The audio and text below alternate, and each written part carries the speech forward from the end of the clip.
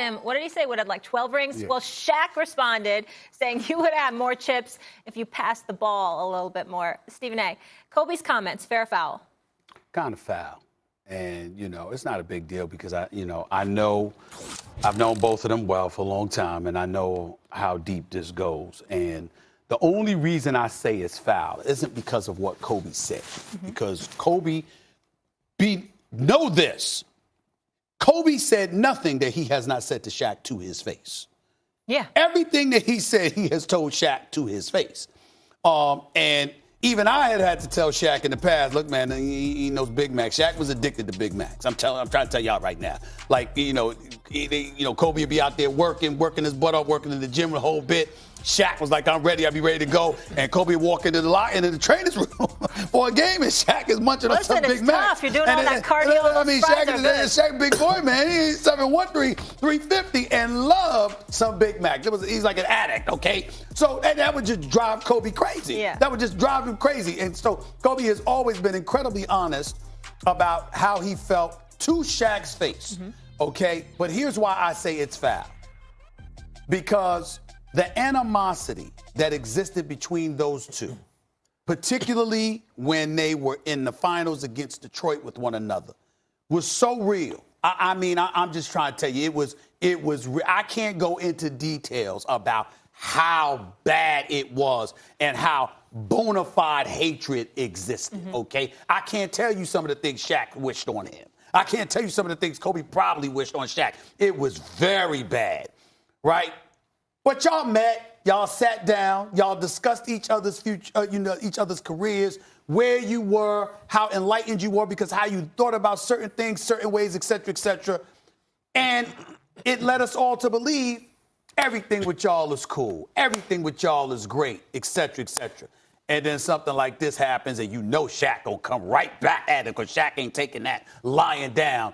And then it just revitalizes and brings up stuff that y'all both swore y'all were past. Now, knowing Kobe the way I do, Kobe still passed it. He's just answering the question. Honestly. But Shaq came back like at him on IG already, saying you'd have 12 if you passed the ball in the finals against the Pistons. Look, it's not foul what Kobe said at all. It's totally fair. When someone asks you what would Shaq be if he had your work ethic, that doesn't mean Shaq doesn't work hard compared to your average person. It means he didn't work hard compared to Kobe freaking Bryant, whose work ethic is legend. I picked the Pistons to beat them, and I thought the Pistons were going to sweep them that year. I was surprised the Lakers got one game because I was paying attention in the conference finals when the Pistons and the Pacers played the greatest defensive series I ever saw, and Shaq was jumping up and down with no lateral movement because he delayed getting the surgery on his foot, and that pushed back his conditioning, et cetera, et cetera. Kobe was mad about that. Now, did Kobe not pass the ball? Yeah, of course. Kobe was not perfect, but that wasn't the question they asked Kobe. You think it's foul for Kobe to say he'd be the great? Shaq would be the greatest. Like, Shaq's like the 5th greatest player of all time. Kobe's saying he'd be the greatest player of all time easily if he had my work. That's foul. It's a compliment, if anything. Look, when you talk about like the game of life, who's won? Who would you like to, if you couldn't be yourself, you had to be someone else, who would you be? Shaq is on a short list. He's lived, as you would say, Molly, his best life, right? Everyone loves him. He's the movie star. He's been a rapper. He's an NBA champion, one of the greatest ever. He's always the biggest dude who ever walks in the room. He's legitimately charismatic and funny, and everyone loves him. Shaq is winning at life. But sometimes to be the best who ever did something, you have to sacrifice some of those other things in your life. Kobe was willing to. I wouldn't rather be Kobe than Shaq. But if you want to say who got more out of their abilities, Kobe is on a short list of greatest players of all time, and he shouldn't be compared to Shaq. Shaq was post-Michael Jordan, I've seen two guys who I've looked at and I said, could he be as good or better than Jordan? Shaq is one, LeBron's the other. The answer in both cases is no. But Shaq fell shorter than he should have compared to Jordan because he wanted to live a great life, which he has. That's sacrilege. Like, if you're not willing to be a maniac to the level Kobe Bryant is, and Kobe's asked, what if this guy who's a top 5 player ever was a maniac to your level? Kobe's like, then he would have been the best player ever. How is that foul? Because Max takes it in a different way than it's going to be absorbed by most of the masses. And typical Max Kellerman style, he ignores almost everybody else because he's fixated on himself. Here's what I'm saying. Let me explain. Shaq knows that when Kobe said what he said, Kobe being the brilliant individual that he is, nothing short of brilliant, you're not going to remember if he had my work ethic. What you're going to say is Shaq's laziness cost X, Y, and Z.